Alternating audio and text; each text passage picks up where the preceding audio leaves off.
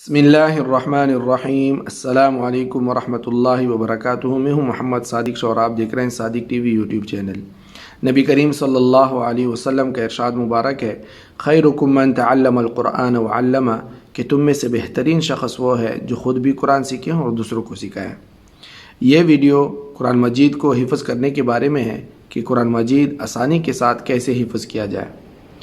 कुरान मजीद हिफ़्ज़ करना एक मुक़द्दस अमल है, इसलिए उलमाए किराम ने हिफ्ज़ कुरान के लिए चंद उसूल व ज़ाब्ते बयान किए हैं। अगर हिफ्ज़ कुरान का तालिब इल्म इन उसूल व ज़ाब्ते को अपना ले तो वो बिइज़्निल्लाह कुरान और हामिल कुरान के लक़ब से मुलक़ब हो सकता है। ये उसूल व ज़ाब्ते हकीकत में उन चंद बड़े बड़े हुफ़ाज़ किराम के तजुर्बों का ख़ुलासा है जिसे आपके सामने बयान किया जा रहा है। सबसे पहले, कुरान हिफ़्ज़ करने से पहले अपनी नीयत खालिस अल्लाह की रज़ा के लिए कीजिए कि हिफ़्ज़ कुरान से मेरा मालिक व मौला खुश हो जाए, क्योंकि जिसने रियाकारी और शोहरत के लिए कुरान हिफ़्ज़ किया वो गुनहगार है।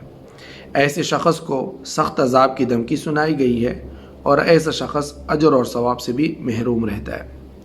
दूसरे नंबर पर, हिफ़्ज़ कुरान से पहले अपना अज़म पुख्ता कीजिए कि मैंने हिफ़्ज़ कुरान लाजमी तौर पर करना है, मैं याद करके ही रहूँगा।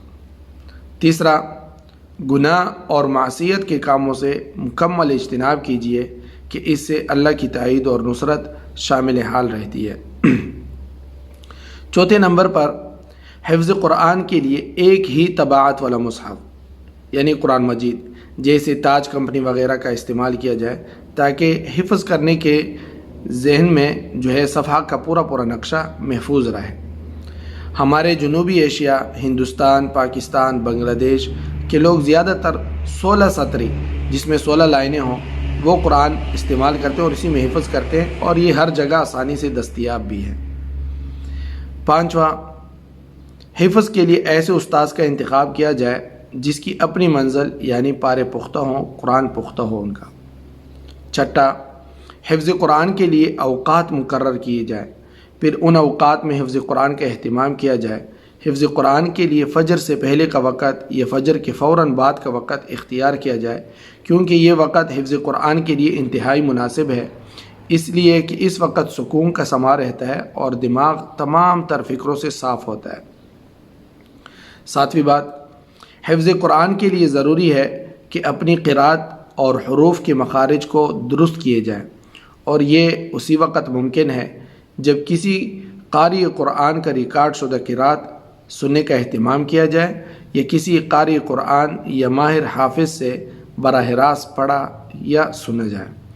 ख़ुद नबी करीम सल्लल्लाहु अलैहि वसल्लम जो ज़ुबान के मामले में तमाम अरबों से ज़्यादा फसीह थे, फिर भी जिब्राईल अमीन अलैहिस्सलातु वस्सलाम से बराह रास्त सीखते और अपने सहाबा को सिखाते थे, और ये सिलसिला आज तक चला आ रहा है। किसी जगह पढ़ने में मुश्किल पेश आए तो कच्ची पेंसिल से निशान लगाकर उसको बार बार दोहराने की कोशिश करें। आठवीं बात, हिफ्ज़ कुरान के लिए ज़रूरी है कि तलबे इल्मों को या अपनी औलाद को इनाम का लालच दिया जाए कि जो तलबे इल्म या बच्चा जितना जल्दी हिफ्ज़ करेगा उससे इतना और इतना इनाम मिलेगा। नौवीं बात, हिफ्ज़ के लिए तलबे इल्मों पर तशद्दुद यानी मार पीट ना किया जाए कि इससे जो है बच्चे पे बुरे असरात पड़ते हैं।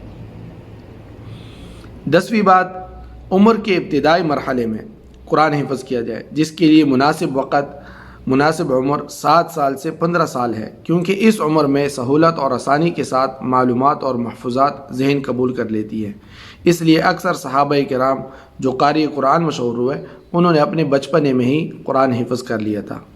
जो बच्चे ज़्यादा मेहनती और ज़हीन हैं वो स्कूल की पढ़ाई के साथ साथ भी हिफ्ज़ कर सकते हैं, और अगर किसी मदरसे में दाखिल कराना चाहते हैं तो कोशिश करें कि किसी करीबी मस्जिद या मदरसे में घर आने जाने की तरतीब में दाखिल करवाएं।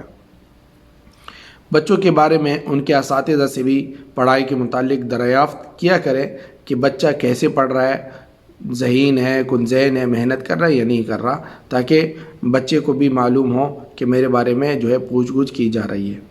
बड़े उम्र के अफराद भी याद कर सकते हैं अगर वो हिम्मत और इस्तिकामत का मुजाहरा करें। روزانہ ایک آیت ہی کیوں نہ ہو یاد کرتے رہیں اور طالب علم کی حیثیت سے اپنی زندگی بسر کرتے رہے کہ وہ فضیلت کے اندر بھی رہے گا کہ طالب علم کے لیے جو ہے فرشتے دعائیں کرتے ہیں اور تمام چرند پرند جو ہے ان کے لیے دعائیں مغفرت کرتے رہتے ہیں۔ 11ویں بات، حسب استطاعت روزانہ سبق لیا جائے اور استاذ کو سنایا جائے۔ پختہ یاد نہ رہنے کی صورت میں وہی سبق پھر دوبارہ یاد کر لیا جائے، آگے نہ بڑھے۔ 12ویں بات، حفظ شدہ تمام صورتیں یا آیات بار بار دہرائی جائیں، ایسا کرنے سے اچھی طرح حفظ ہو جائے گا۔ 13ویں بات، قرآن حفظ کر لینے کے بعد روزانہ ایک سپارہ یا آدھا سپارہ سنایا جائے تاکہ قرآن نہ بھول سکے۔ 14ویں بات، آیات کا معنی و مفہوم سمجھنے سے حفظ کرنا آسان ہو جاتا ہے۔ اس کا طریقہ یہ ہے کہ قرآن حفظ کرنے والا ان آیات کا ترجمہ اور تفسیر پڑھے جن کو وہ یاد کرنا چاہتا ہے۔ 15ویں بات، ہمیشہ اچھے حافظ قرآن کو قرآن سنایا جائے اور ان سے سیکھا جائے، ایسے کرنے سے حفظ مضبوط بھی رہے گا۔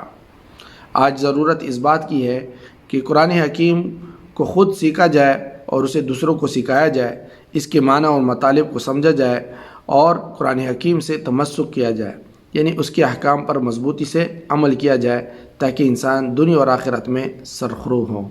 وما توفیقی الا باللہ۔ السلام علیکم ورحمۃ اللہ وبرکاتہ۔ دوستو، صادق ٹی وی کو سبسکرائب کرنا مت بھولیے، ویڈیو کو لائک کریں، شیئر کریں اور کمنٹ سیکشن میں اپنے رائے کا اظہار